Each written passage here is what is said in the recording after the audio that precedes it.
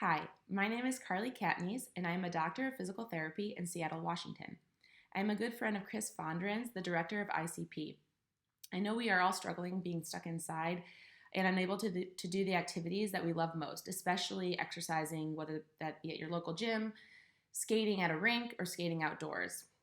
So I wanted to take the opportunity to educate you on the importance of continuing to work on strengthening your lower body to help maintain those muscles so critical for skating performance. So you need to have good strength both in your core, in your lower body. You need to have great balance and power. The better strength and stability you have, the more efficient your performance will be. Skating requires adequate strength in your quads, your hamstrings, and your glutes. The body is one unit and everything needs to work together for optimal performance. Today I will show low-level exercises to help you find these muscles, and that way you know what you should be feeling or what you're working as we progress with the program. So the first exercise that I wanted to show you was side-lying hip abduction. So this is an exercise that really works your glute medius, which is a really important muscle for lateral movements or pushing, as in with skating. So I wanted to show you that one first. So for this exercise, you want to have a mat, or you can just use your carpet, whatever's comfortable for you. And I suggest using a pillow. What you want to make sure of is your postural alignment. So ultimately what we want to do is think about, like I said before, our body as a whole. So with this exercise, you want to keep your neck in alignment with the rest of your spine. So me looking at the camera right now isn't going to do that. So for the exercise, I'm going to look straight ahead. You can even use your hand too if that's necessary to keep you in a good neck alignment. So my shoulder and my hip are in line with one another. You don't want to be in a C posture, because then you're really compromising your spinal alignment. So I'm going to keep my hip and my shoulder alignment, head nice and long towards the back wall. Bottom knee is going to be bent just to help stabilize my pelvis. Your hip bones should be stacked. You want to set your core, and then as far as your foot goes, you don't want to have a lazy foot, so I'm just going to kind of put some energy through my toes. If that's uncomfortable on your hip, you can always flex your foot.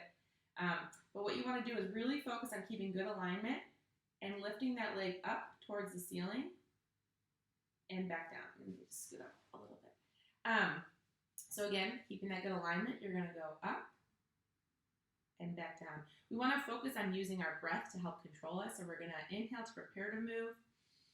Exhale and lift. As you exhale, that helps you to stabilize your core muscles. You should feel more active engagement as your rib cage kind of comes snugger together there. And then back down. If you notice, I'm not completely dropping everything. That's going to lose my support here because it's all about core stability as well. So again, you're going to inhale to prepare to move, exhale and raise. Putting your hand on your glute can also help you to find that muscle and to fire that glute, because this is ultimately where you should be feeling it. I'd recommend doing about 10 to 12, depending on your fatigue level, on each side. You will notice some fatigue on the other side as well, so when you flip, because you're stabilizing on this side.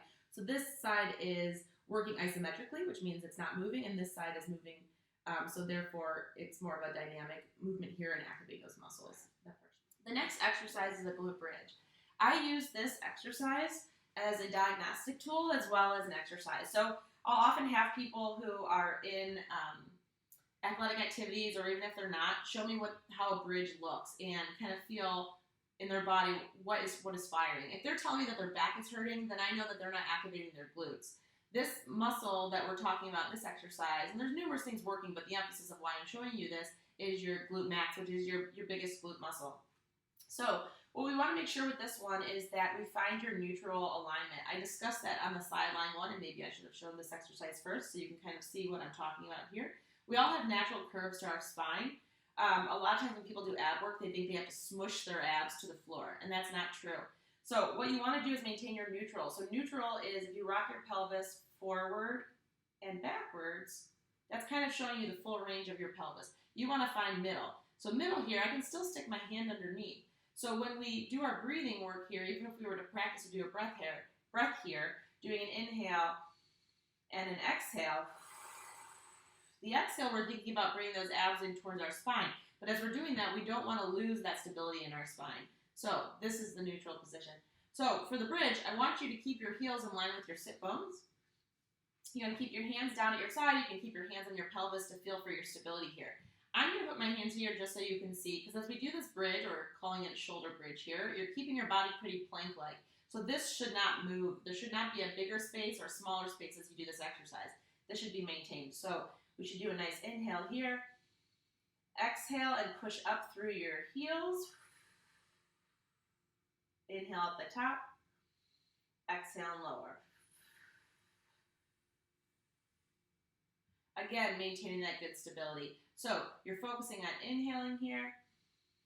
As you exhale, start bringing those abs in toward your spine. Maintain that. Push through your heels.